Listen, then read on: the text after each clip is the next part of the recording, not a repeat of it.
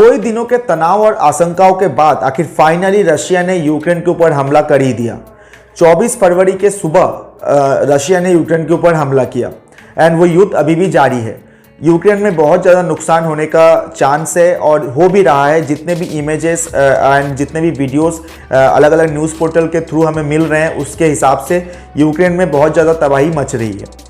लेकिन दोस्तों, इस युद्ध से जो सबसे बड़ा जो सवाल है, क्या ये तीसरे विश्व युद्ध का शुरुआत तो नहीं, थर्ड वर्ल्ड वॉर का स्टार्टिंग पीरियड तो ये नहीं। इसके पहले के दोनों वर्ल्ड वॉर अगर आप देखें, फर्स्ट वर्ल्ड वॉर और सेकेंड वर्ल्ड वॉर, तो वो दोनों वर्ल्ड वॉर कुछ एक छोटे छोटे इंसिडेंट, किसी दो देशों के बीच में छोटे छोटे इंसिडेंट से स्टार्ट हुआ था और आगे जाकर ये विश्व युद्ध का रूप ले लिया था। क्या ये भी वो तो नहीं। दूसरी बात यह है दोस्तों कि यूक्रेन और रशिया जो कभी एक ही देश के पार्ट थे एंड जब अलग भी हुए तब भी दोनों के बीच में बहुत ही मजबूत रिलेशन था, दोनों बहुत ही एक साझेदार के रूप में काम करते थे। तो अचानक आखिर ऐसा क्या हुआ कि आज ये दोनों युद्ध के मुंह पर खड़े हैं। तो दोस्तों, यही सभी पॉइंट्स को हम आज इस वीडियो के थ्रू जानेंगे और एक कंक्लूजन में पहुंचने की कोशिश करेंगे। नमस्कार दोस्तों, मैं हूं सौरभ रॉय और आप सभी का स्वागत है मेरे यूट्यूब चैनल थिंकिंग पॉइंट में। दोस्तों, इस विवाद को समझने के लिए हमें थोड़ा सा पीछे जाना पड़ेगा, बहुत ज़्यादा पीछे नहीं, 1990 के दशक में आपको जाना पड़ेगा। एक्चुअली जो मॉडर्न जो टकराव है, ये जो टकराव है, इसकी शुरुआत वहीं से होती है। दरअसल दोस्तों, आपको पता है कि सोवियत यूनियन एक बहुत पावरफुल जो है कंट्री हुआ करता था एंड जो यूक्रेन है वो भी सोवियत यूनियन का ही हिस्सा था, सोवियत यूनियन का ही पार्ट था। लेकिन दोस्तों, जब 1990 में जब सोवियत यूनियन का जो है विघटन हुआ, जब सोवियत यूनियन अलग अलग देशों में बंट गया, जिसमें रशिया फॉर्म हुआ, जो वर्तमान रशिया है वो फॉर्म हुआ, एंड जो यूक्रेन भी है जो है ये भी एक अलग देश के रूप में फॉर्म हुआ, एक अलग देश का मान्यता यूक्रेन को मिला। लेकिन उस 1990 में रशिया और भी जितने अलग अलग देश जो यूरोपियन यूनियन से अलग हुए थे, उनके बीच में कुछ संधियां हुई थी, कुछ ट्रीटी साइन हुए थे। खैर, वो क्या ट्रीटी है वो हम बाद में देखेंगे। तो दोस्तों, जब 1990 में जब यूक्रेन सोवियत यूनियन से अलग हुआ और एक आज़ाद देश के रूप में मान्यता मिली, तब से लेकर जो है रशिया के साथ एक मजबूत रिलेशन जो है शेयर करता था यूक्रेन और रशिया के बीच में एक बहुत ही साझेदारपूर्ण और एक बहुत ही मजबूत रिलेशन हुआ करता था। एंड आप बोल सकते हैं कि जो यूक्रेन का जो विदेश नीति हुआ करती थी वो रशिया को ध्यान में रखकर ही हुआ करता था। रशिया के इशारों पर ही उनकी विदेश नीति जो होती है वो फॉर्म होती थी। एंड अब ये भी बोल सकते हैं कि यूक्रेन में जो भी हेड होते थे, जो भी राष्ट्रपति होते थे, वो एक्चुअली रशियन समर्थित होते थे और रशिया के इशारों पर ही वहाँ पे चुनाव एंड जो भी लीडर वहाँ पे आते थे वो रशिया के इशारों पर ही आते थे। तो एक तरह से आप बोल सकते हैं कि रशिया का ही मुखौटा सरकार यूक्रेन में काम करती थी। लेकिन इसके बावजूद तो दोनों देशों के बीच में एक शांतिपूर्ण तरीके से और एक साझेदारी जो होती थी वो रन होती थी और दोनों देशों के बीच में एक मजबूत रिलेशन हुआ करता था। लेकिन दोस्तों, ये सब 2012-13 तक तो सब ठीक रहा। लेकिन 2014 में यूक्रेन में विद्रोह शुरू हुआ। विद्रोह किस बात का? विद्रोह इस बात का कि हम क्यों रशिया के इशारों पर नाचे। कुछ जो लोग यूक्रेन में यूरोपियन यूनियन और नाटो जैसे वेस्टर्न कंट्रीज जैसे अमेरिका एंड ब्रिटेन के समर्थक जो सिटीजन थे, उन्होंने विद्रोह शुरू किया। दोस्तों, इस विद्रोह के पीछे भी एक्चुअली अगर कहीं ना कहीं हाथ बोले तो NATO countries and European union के जो भी कंट्रीज है उनका ही हाथ हुआ करता था, उनका ही समर्थन इन विद्रोहियों को मिला था कि आप लोग विद्रोह करो, कि क्यों ये आपका रशिया का मुखौटा सरकार क्यों रहे आपके देश में। तो दोस्तों, शुरुआत इसी से होती है। और उस समय जो यूक्रेन का राष्ट्रपति था विक्टर यानुकोविच, वो रशिया का कट्टर समर्थक हुआ करता था और रशिया का मतलब एक तरह से आप बोल सकते हैं कि रशिया का मुखौटा राष्ट्रपति यूक्रेन में था। तो दोस्तों, इस विद्रोह की वजह से विक्टर यानुकोविच को देश छोड़ना पड़ गया। सत्ता तो गई, साथ में उनको देश भी छोड़ना पड़ा और वो रशिया के शरण में गए एंड अभी भी रशिया में निर्वासन की जिंदगी बिता रहे हैं। और इसके बाद जो नए राष्ट्रपति आए यूक्रेन में, उनका नाम है पेट्रो पोरोशेंको और ये जो है कट्टर समर्थक है यूरोपियन यूनियन और नाटो के जो देश है, नाटो से जुड़े जो देश है उनके कट्टर समर्थक है। और ये हमेशा से यही चाहते थे, ये एक्चुअली सत्ता में आए भी इसी बलबूते पर कि यूक्रेन को नाटो और यूरोपियन यूनियन का समर्थन करना चाहिए और उनका हिस्सा बनना चाहिए। इनके हिसाब से अगर हम यूरोपियन यूनियन का समर्थन करेंगे और उनका हिस्सा बनेंगे तो यूक्रेन का जो अर्थव्यवस्था है वो बहुत ज़्यादा मजबूत होगी और दोस्तों आपको बता दूं कि रशिया का नाराजगी भी इसी चीज से है, मेन इसी चीज से है। रशिया कभी नहीं चाहता कि उसके आसपास के देश और खासकर पड़ोसी देश नाटो के साथ जुड़े। दोस्तों नाटो क्या है? नाटो है नॉर्थ अटलांटिक ट्रीटी ऑर्गेनाइजेशन। ये एक्चुअली 1949 में फॉर्म हुआ था। इसके अभी करेंटली 30 सदस्य देश है और इन सभी 30 सदस्य देशों के बीच में एक ट्रीटी होता है, एक संधि होता है कि अगर कोई देश इन 30 देशों में से किसी भी देश पर हमला करता है तो बाकी के सभी 29 देश एकजुट होकर, कुल मिला के ये 30 देश एकजुट होकर उस देश का मुकाबला करेंगे। और ये जो नाटो जो फॉर्म हुआ था, सबसे पहले नाटो को फॉर्म किया था ब्रिटेन एंड अमेरिका ने। तब सोवियत यूनियन बहुत मजबूत हुआ करती थी। उस सोवियत यूनियन से मुकाबला करने के लिए, उस सोवियत यूनियन को दबाने के लिए नाटो फॉर्म हुआ था। और आज के डेट में इसका 30 सदस्य कंट्री है एंड इनके बीच में ट्रीटी वही है कि किसी भी देश पर अगर कोई हमला करता है तो बाकी देश भी उनका साथ देंगे और जो है दुश्मन देश का मुकाबला करेंगे। दोस्तों पुतिन चाहता है कि नाटो का विस्तार ना हो। पुतिन चाहता है यूक्रेन नाटो का जो सदस्य ना बने।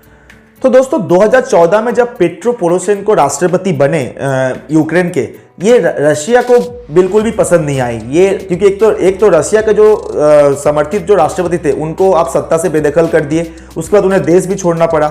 और जो नए राष्ट्रपति आए वो रशिया का समर्थक नहीं है, वो एक्चुअली रशिया का घोर विरोधी है और वो समर्थन करता है नाटो मीन्स अब अमेरिका, ब्रिटेन और यूरोपियन यूनियन को। ये बात जो है ये रशिया को बिल्कुल पसंद नहीं थी। तो रशिया ने 2014 में क्या किया, जो यूक्रेन का एक पार्ट है क्रीमिया, वहां पर हमला किया, अपना सैन्य बल भेजा और उस पार्ट को हथिया लिया, उस पार्ट पर कब्जा कर लिया। इसके साथ ही दोस्तों यूक्रेन में रशियन मूल के बहुत से लोग रहते हैं। एक्चुअली यूक्रेन और रशिया आप बोल सकते हैं कि एक ही संस्कृति शेयर करते हैं। इन लोगों का जो सांस्कृतिक जो वैल्यू है, सांस्कृतिक जो जड़ है वो एक ही है।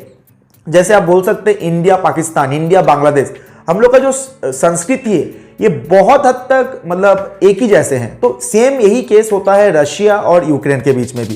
तो रशियन मूल के बहुत से लोग, आप बोल सकते हैं कि टोटल पॉपुलेशन के 15% लोग यूक्रेन में रहते हैं। तो वो हमेशा से रशिया का समर्थक रहे हैं। तो जब 2014 में पेट्रो पोरोशेंको जो नाटो समर्थक है, जब वो सत्ता में आए, तब एक तो रशिया ने क्रीमिया पर हमला करके क्रीमिया को कब्जा कर लिया, साथ ही उन्होंने चिंगारी भड़काना शुरू किया इन अलगाववादियों के बीच। जो रशियन मूल के जो अलगाववादी है, इनको बोले कि आप विद्रोह करना चालू करो, आपको वेपन्स एंड फाइनेंशियल मदद जो है हम करेंगे। तो दोस्तों 2014 से ही यूक्रेन के सेना और इन विद्रोहियों के बीच में छूट-फूट लड़ाई चलते आ रही है और जिन विद्रोही को समर्थन दे रहे हैं रशिया पर्दे के पीछे से, और यूक्रेनी सेना को समर्थन देता है नाटो और यूरोपियन यूनियन पर्दे के पीछे से। तो दोनों ही पर्दे के पीछे से यूक्रेनी सेना और उधर से रशिया जो है अलगाववादियों को समर्थन देता है, चाहे फाइनेंशियली हो चाहे वेपन्स के थ्रू हो। और अभी भी आप देख रहे हो, अगर आप न्यूज़ को फॉलो करते हैं तो जो यूक्रेनी जो सेना है उनको जो फाइनेंशियली और जो नए नए वेपन्स और आर्म्स जो दे रहे हैं वो नाटो सेना, स्पेशली अमेरिका एंड ब्रिटेन जो है उन्हें प्रोवाइड करा रहे हैं। और जैसे मैंने आपको बताया कि 2014 के बाद से इन अलगाववादियों और यूक्रेनी सेना के बीच में छोटी मोटी लड़ाई चलते रहती है, बट इतना मेजर कुछ इशू नहीं था। लेकिन मेन प्रॉब्लम शुरू होती है 2019 में। जो करंट प्रेसिडेंट है पेट्रो पोरोशेंको, उन्होंने संविधान में कुछ चेंजेस लाए। क्या चेंजेस लाए? पहला चेंजेस उन्होंने ये लाया कि अगर हमें मौका मिले तो हम यूरोपियन यूनियन एंड नाटो का सदस्य बनेंगे। दोस्तों यहीं पे उन्होंने एक संधि ब्रेक किया, एक ट्रीटी ब्रेक किया। एक्चुअली जब 1990 में जब यूरोपियन यूनियन से अलग हुआ था यूक्रेन, तब रशिया और यूक्रेन के बीच में एक संधि साइन हुआ था, एक ट्रीटी साइन हुआ था, जिसके मुताबिक यूक्रेन कभी भी नाटो का सदस्य नहीं बनेगा, ना ही यूरोपियन यूनियन का सदस्य बनेगा। लेकिन यहाँ पे उन्होंने इस संधि को ब्रेक किया 2019 में, ये ऐलान करके कि अगर हमें मौका मिले तो हम नाटो एंड आपका यूरोपियन यूनियन का सदस्य बनेंगे। और ये बात पुतिन जो कि राष्ट्रपति है रशिया के, उनको बिल्कुल भी पसंद नहीं आया। दोस्तों यूक्रेन का जो बॉर्डर है वो आप बोल सकते हैं कि पश्चिम में जो है यूरोपियन यूनियन के साथ, यूरोप कंट्रीज के साथ, एंड ईस्ट में जो है रशिया के साथ लगती है। अगर यूक्रेन नाटो का सदस्य बन जाता है तो नाटो सेना का जो कैंप है यूक्रेन में बनेगा और नाटो सेना का पहुंच रशिया या मॉस्को तक बहुत ही पास आ जाएंगे। नाटो सेना और मॉस्को बहुत पास आ जाएंगे। अभी अगर मैं बात करूं तो मॉस्को जो कि रशिया का राजधानी है, उसके नाटो सेना से दूरी लगभग 1600 किलोमीटर है। जो लास्ट कैंप है नाटो सेना का, वहां से मॉस्को की दूरी लगभग 1600 किलोमीटर है। अगर यूक्रेन नाटो का सदस्य बन जाता है तो नाटो सेना मात्र 600 घंटे के दूरी पर रहेंगे मॉस्को से। ये बात जो है इनको अपना रशिया को बिल्कुल पसंद नहीं आई, पुतिन को बिल्कुल पसंद नहीं आई, और वो शुरू से ये कह रहे हैं कि यूक्रेन के खिलाफ है कि आप नाटो का सदस्य नहीं बनेंगे। तो दोस्तों तभी से जो है रशियन आर्मी जो है यूक्रेन के ऊपर, आप एक तरह से ये भी बोल सकते हैं कि हमले का प्लानिंग भी कर रहे थे, साथ में युद्धाभ्यास एंड जो भी है मतलब युद्ध की प्रैक्टिस, ये सभी चीजें चल रही थी और पूरी दुनिया को ये लग रहा था कि रशिया कभी भी हमला कर सकता है यूक्रेन के ऊपर। और इसी बात से आप देख रहे हो लास्ट कुछ महीनों से जो नाटो के जो सदस्य देश है, specially America, Britain, Germany, France, ये लोग सिर्फ कमेंट पास कर रहे हैं कि अगर यूक्रेन पर हमला होता है तो हम चुप नहीं रहेंगे, हम पूरी तरह से यूक्रेन को मदद करेंगे, ऐसा करेंगे वैसा करेंगे, ये सभी बातें चल रहा है। लेकिन इस बीच पुतिन ने एक स्टेटमेंट दिया था कि अगर मुझे लिखित में ये आश्वासन मिले नाटो कंट्रीज से एंड यूक्रेन से कि यूक्रेन कभी भी नाटो का सदस्य नहीं बनेगा तो हम सैन्य कार्रवाई नहीं करेंगे। लेकिन दोस्तों इस प्रस्ताव को नाटो सदस्य देशों की तरफ से, स्पेशली अमेरिका एंड ब्रिटेन की तरफ से नेग्लेक्ट कर दिया गया। कभी भी इस पर चर्चा भी नहीं हुआ, ना ही इसमें कोई रिप्लाई किया गया, एंड हमेशा यही बातें होती रही कि भाई यूक्रेन नाटो का सदस्य बनना चाहता है और रशिया रोकता है। लेकिन रशिया का एक ही शर्त था कि अगर यूक्रेन ये लिखित में आश्वासन देता है कि यूक्रेन कभी भी नाटो का सदस्य नहीं बनेगा तो हमें कोई प्रॉब्लम नहीं, कोई सैन्य कार्रवाई नहीं होगी। लेकिन इस बात पर कोई चर्चा नहीं हुई। उधर से उन लोग सिर्फ कमेंट पास करते रह गए जो नाटो कंट्रीज है, और इधर से रशिया ने जो है हमला कर दिया यूक्रेन के ऊपर। लेकिन दोस्तों अब जो मेन मुद्दा ये आती है कि क्या इस लड़ाई के पीछे सिर्फ रशिया और यूक्रेन ही है, क्या इसके पीछे कोई और थर्ड पार्टी या फोर्थ पार्टी नहीं है? तो दोस्तों इसी बात को समझने की थोड़ी सी जरूरत है।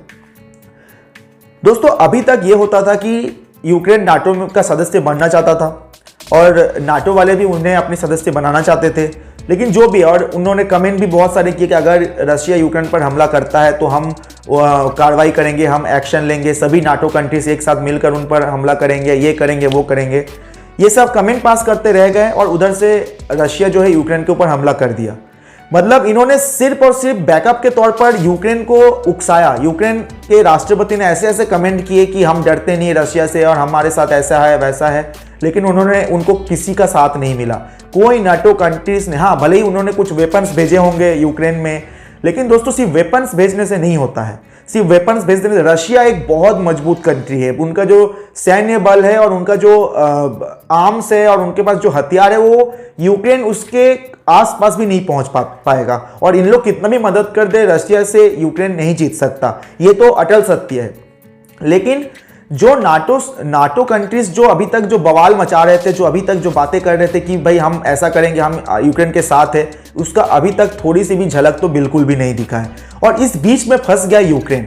अगर आप न्यूज़ फॉलो करते हैं और अगर आप लास्ट 3-4 दिन के न्यूज़ अपडेट्स अगर आप नोटिस कर रहे हैं तो यूक्रेन के जो करंट प्रेसिडेंट है पेट्रो, उन्होंने एटलीस्ट 10 बार ये बयान दे दिए हैं कि हमें अकेला लड़ना पड़ रहा है, कोई हमारा साथ नहीं दे रहा है, नाटो कंट्रीज भी अपने जुबान से पीछे हट रहे हैं। इस टाइप के जो स्टेटमेंट है ये यूक्रेन के प्रेसिडेंट के हैं।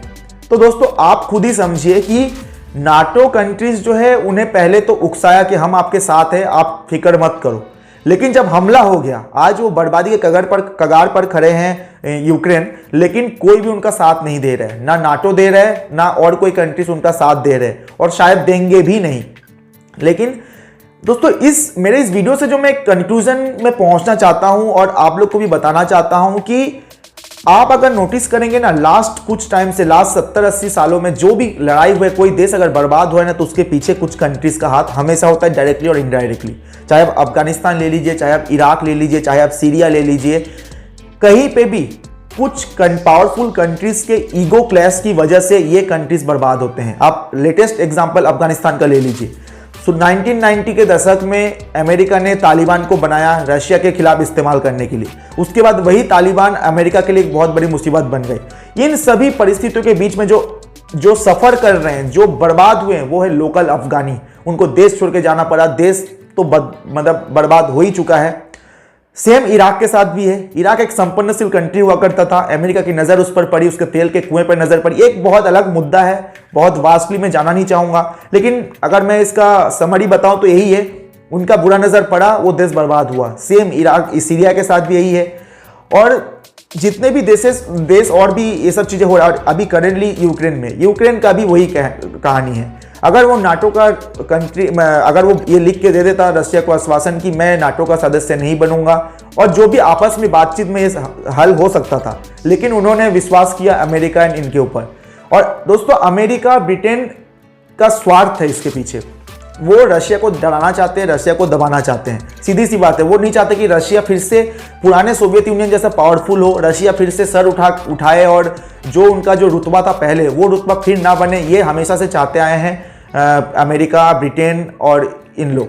लेकिन जो है रशिया फिर से मजबूत हो रहा है, ये चीज़ें उनको खटक रही है, और वो चाहते हैं कि नाटो और विस्तार करे, और नाटो और भी कंट्रीज नाटो के साथ जुड़े। तो इन्हीं सब के बीच में फंस गया है यूक्रेन। दोस्तों, अब इसका जो इफेक्ट है, अभी आगे क्या होगा ये तो कोई नहीं जानता, लेकिन अभी एक चर्चा का विषय बना हुआ है, क्या ये थर्ड वर्ल्ड वॉर का शुरुआत है। दोस्तों, एक तरफ रशिया है, एक तरफ नाटो है, एक तरफ यूक्रेन जिसके साथ नाटो है, लेकिन रशिया के साथ भी बहुत से कंट्रीज है। रशिया के साथ चाइना है। चाइना भले ही अभी डायरेक्टली कुछ ना बोला हो कोई, लेकिन ये सबको पता है कि चाइना जो है वो रशिया का साथ देगा, क्योंकि उसकी दुश्मनी ऑलरेडी पहले से अमेरिका के साथ है। और अमेरिका चीन भी एक पावरफुल कंट्री है, और एक आप बोल सकते हैं सुपर पावर है। तो अमेरिका चीन से भी खौफ खाता है, चीन को भी दबाना चाहता है। तो इसका फायदा जो होता है चीन, और इसके फलस्वरूप जो है चाइना और रशिया का जो है एक फ्रेंडशिप बॉन्ड बन चुका है। तो चाइना भी रशिया का साथ देगा ही। अगर ऐसे किसी कंडीशन में कोई ऐसा बहुत बड़ा कोई अगर लड़ाई होता है, तो चाइना ऑब्वियसली रशिया का साथ देगा। चाइना देगा तो पाकिस्तान भी रशिया का साथ देगा। भारत का रुख दोस्तों, अभी तक भारत का पहले भी जो हमेशा एक पॉइंट ऑफ व्यू रहा है, भारत हमेशा शांति चाहता है, और हमेशा वो शांति प्रिय देश ही रहा है इंडिया। लेकिन दोस्तों, इस केस में ये केस बहुत ही जटिल है। एक तरफ है अमेरिका, एक तरफ है रशिया। रशिया एक्चुअली देखा जाए तो इंडिया का शुरू से ही सबसे जो है ऑनेस्ट फ्रेंड्स, जो अगर हम वर्ल्ड पॉलिटिक्स में बात करें, वर्ल्ड लेवल में बात करें, तो इंडिया का जो सबसे विश्वसनीय और सबसे भरोसेमंद जो दोस्त रहा है, वो हमेशा से रशिया रहा है। मैंने एक वीडियो भी बनाया था 1971 के वॉर से रिलेटेड, जब पूरी दुनिया, यही अमेरिका, ब्रिटेन, फ्रांस, जर्मनी, जब पूरी दुनिया इंडिया के खिलाफ थी, यहाँ तक कि इंडिया पर हमले के लिए भी आ चुकी थी।